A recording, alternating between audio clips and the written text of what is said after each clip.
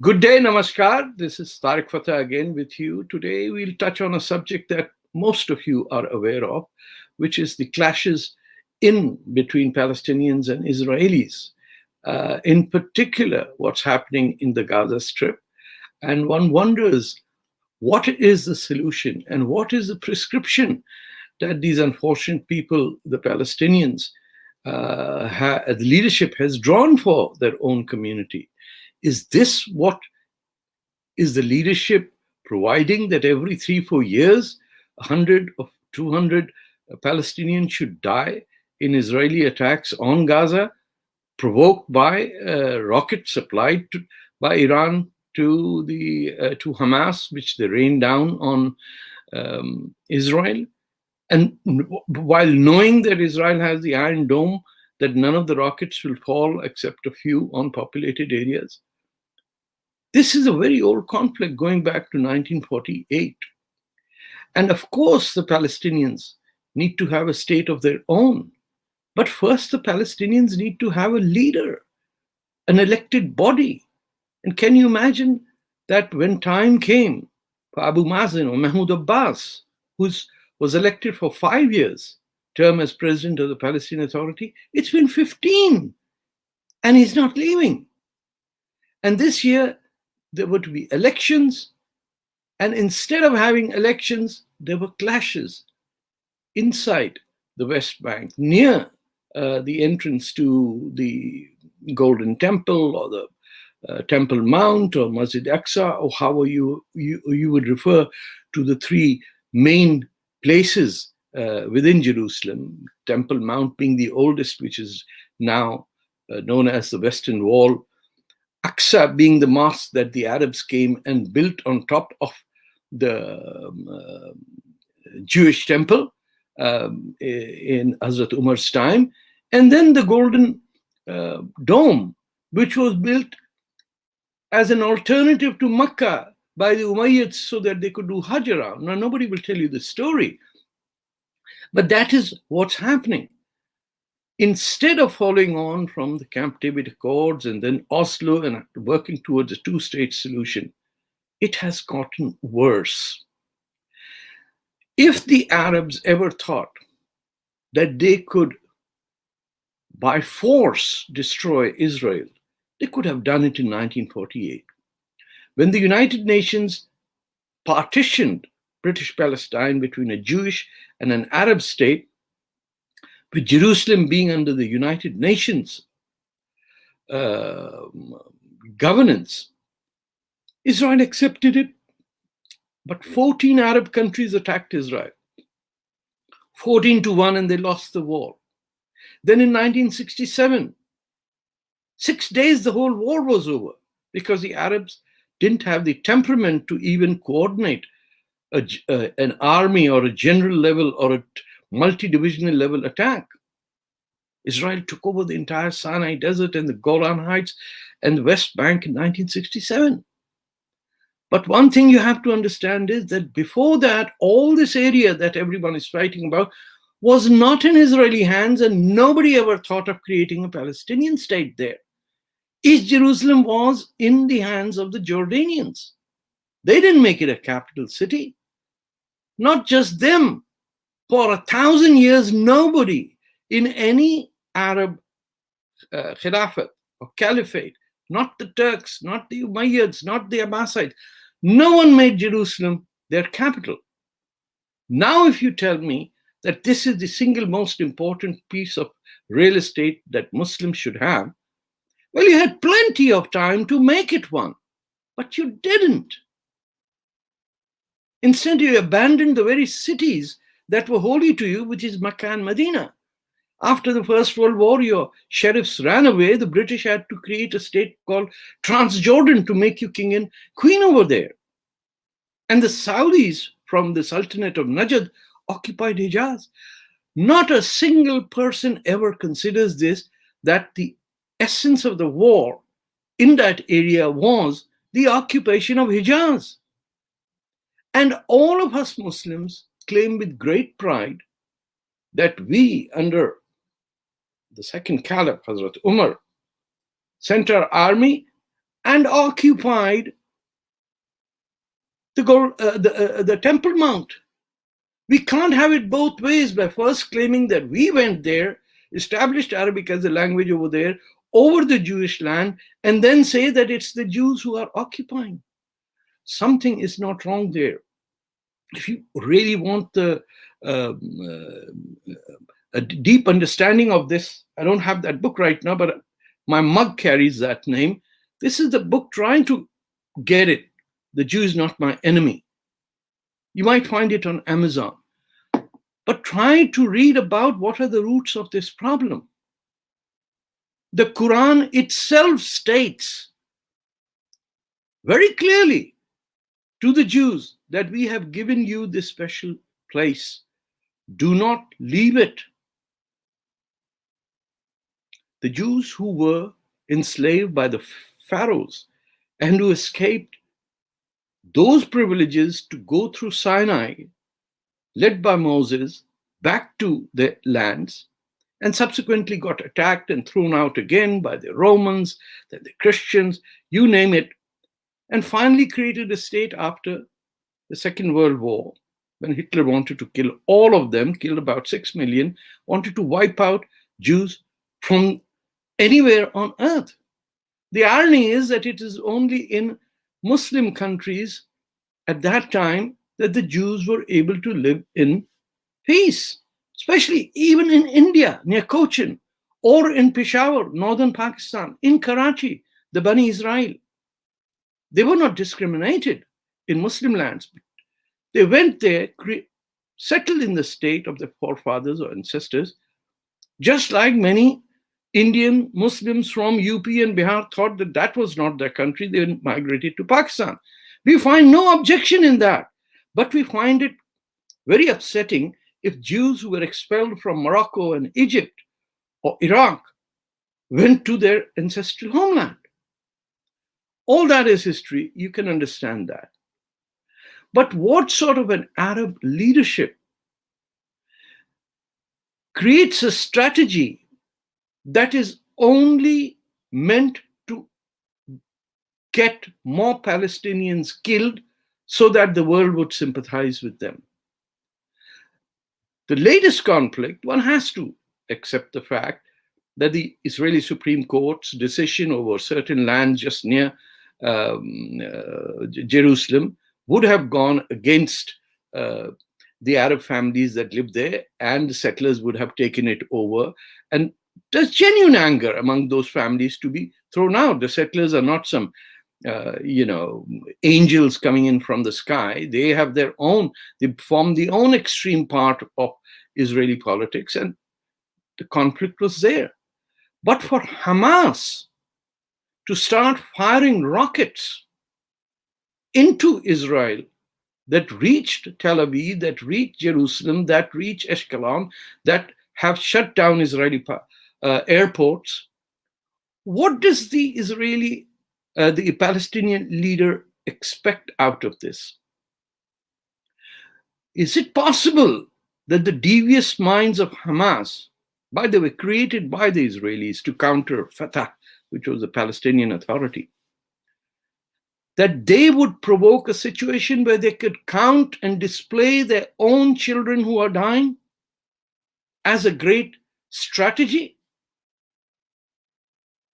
That instead of disavowing any support from Iran, which is the mischievous part of this whole equation, and if you really want to know what Iran can do, you need to go to Yemen and see that a 1,000-year-old conflict, civil war between Shias and Sunnis is spanned over there.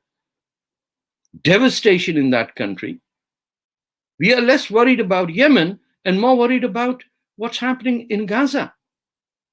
In Gaza, every member of President Mahmoud Abbas's party, Fatah, was killed by Hamas. Some of you may have forgotten, but Fatah leaders were taken to rooftops and thrown from there, killed on the streets. Perhaps the ordinary memory doesn't count it, but some of us who studied this and have admired the Palestinians and have supported their cause know that This was self-serving. This wasn't about creating a Palestinian state. When Yasser Arafat said, give me an inch of territory and I will suffice to call it Palestine. No.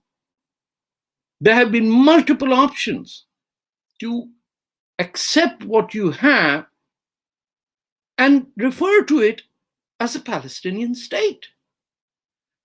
But it can't work out that you threaten Israel by wiping it out, that all your political slogans are against the Yahud, to wipe them off the surface of the earth, that every mosque around the world, every imam is praying for the death of what they call destruction of Hanud or Yahud. And Yahud, you understand, is the Jew, but Hanud is the Hindu. So when your entire political strategy is based on death to the other, trust me, that entity is not going to accept it lying down. This is not the Turkish Caliphate, where for 600 years the Turks ruled over Arabs, Jews, you name it, sent raiders into India, pillaged, plundered. They did nothing else. You won't find some Greek wisdom in Turkish works. No, they were plunderers. And for 600 years, they plundered Arabia. But we seem to forget it. So when Jews were expelled from Baghdad and Cairo and Morocco, and from Europe, they came, the survivors of the Holocaust, to build their own country. 14 Arab countries attacked them and lost the war. You think now you will win when Israel on a firm state, perhaps the only country that wiped out COVID-19, is there nothing we can learn from them? Or be peaceful and accept the fact that you do have territory that you can call Palestine and get on with it? But no, death is something that within many Muslim mindsets has become a sign of victimhood, to argue the rest of the world that we are victims. So people dying is a cause of celebration. What mindset is this leadership? There was supposed to be an election and Mahmoud Abbas cancelled it. And when Palestinians were protesting against their own leadership, lo and behold, you have a crisis at hand. Can you trace back and see what the true reason is for this disaster? Just look at the tragedy of the Gaza Palestinians, the buildings collapsing under Israeli bombardment. But do you think Israel will sit back and say, well, it's another Holocaust coming? If Israelis lose the war, you have to understand they're finished.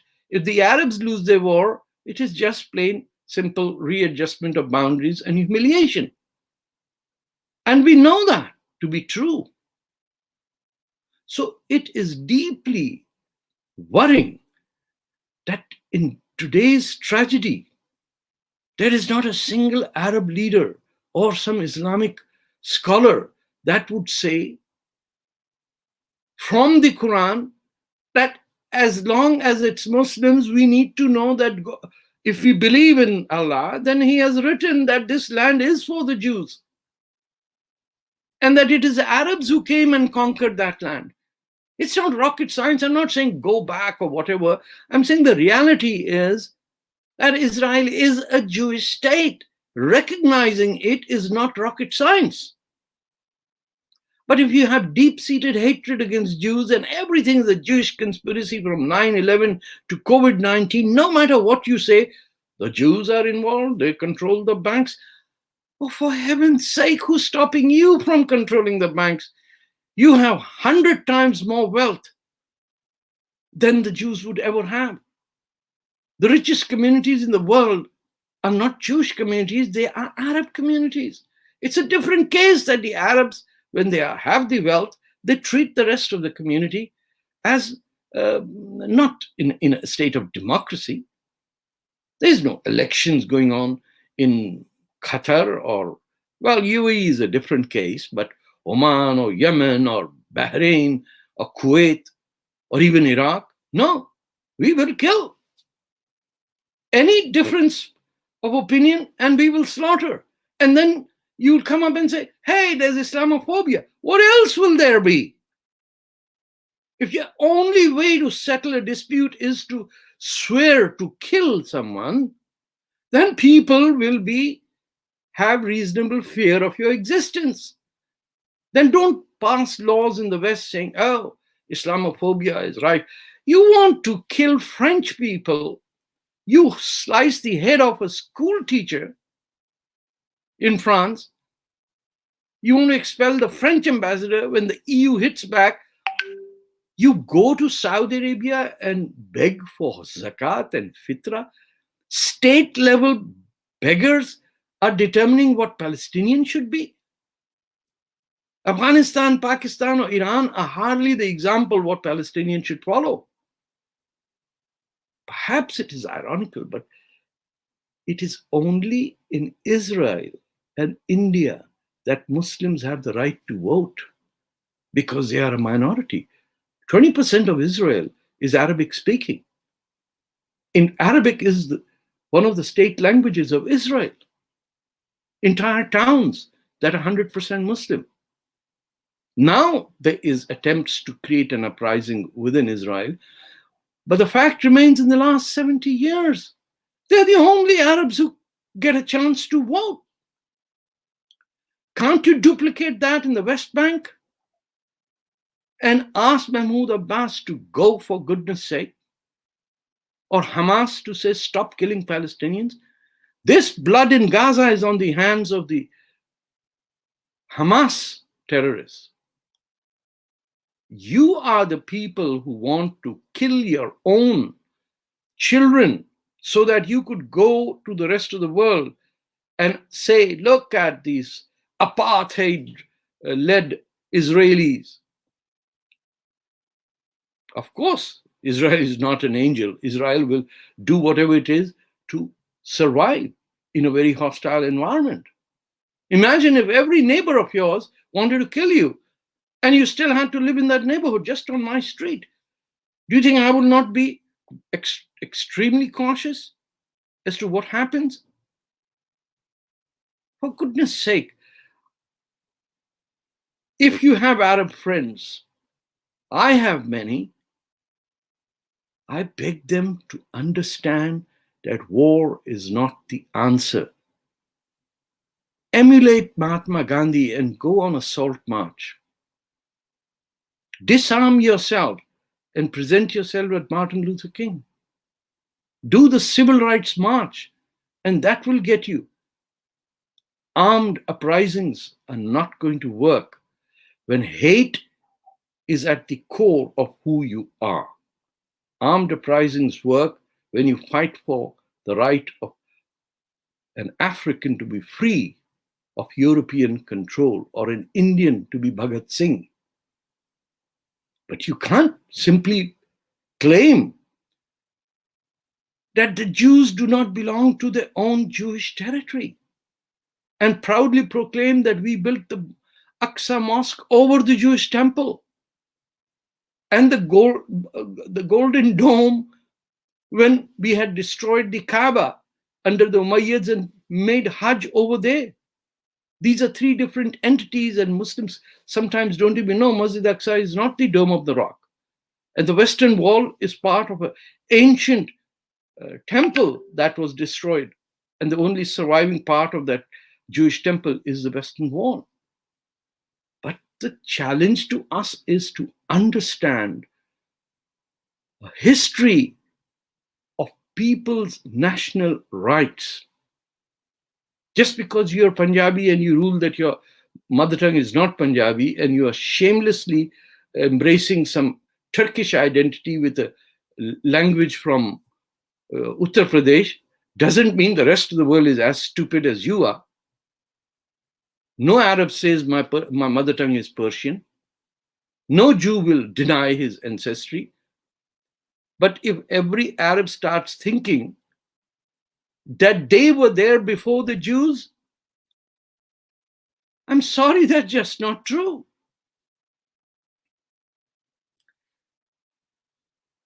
We have conquered lands that was not ours. We celebrate Andalusia, we celebrate Iran, we celebrate the destruction of the Zoroastrians. We plundered major parts of India, and we think that is okay. But Israel, only for defending its own borders, is an apartheid country. Of course, Israel should vacate territories and determine a Palestinian state on the West Bank. But for that, it would need more than an old, sleepy Abu Mazen to sit there and say, I am president. I am president of Palestinian Authority. No, you are not. You're an illegal occupier of the sovereignty of Palestinians.